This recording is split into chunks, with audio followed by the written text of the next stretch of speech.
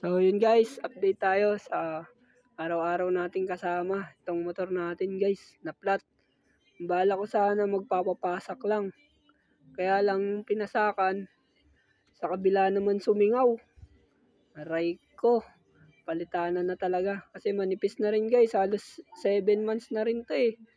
B-Style yung gulong ko pala guys, B-Style. Ayan, bumili tayo ng panibago. Gastos na naman guys, aray ko. Ito nga yung pinapasak natin guys. Ayan o, makikita nyo. Ayan, yung butas na yan. Ayan yung pinasakan. Wala na talaga. Bumigay na yun sa kabila. Kaya no choice tayo. Bumili tayong bago. Ito. Stock size lang pala to guys.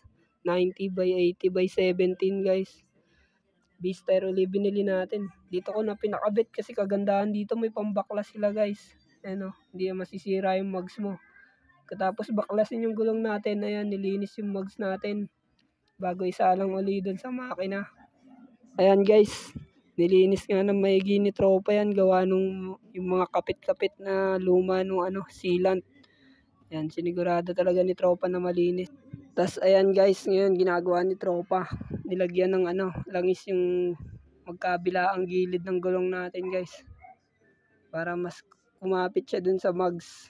Kasi nga bago yan guys, ayan o. Tignan nyo. Yung kagandahan dito. Ayan. Ayun guys, pagkatapos nga ni tropa lagyan ng langis yung gulong natin, sinalang niya na sa makina para ikabit na sa mugs natin yung gulong guys. Ayan o. Wala kang kakaba-kaba dito guys. Hindi na masisira yung mugs mo dito. Kakasungkit. Kasi may makina sila guys. Ayan o.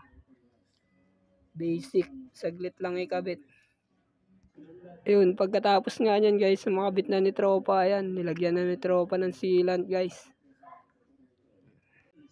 Kagandahan dyan sa may sealant guys, kasi kahit mapako yung gulong mo, pag binunot mo, hindi na basta-basta dadapa yung gulong mo guys, kasi harangan na ng sealant yan. So yun lang muna guys, ayan nakabit na yung bago nating gulong, bakbakan na ulit. Bye bye.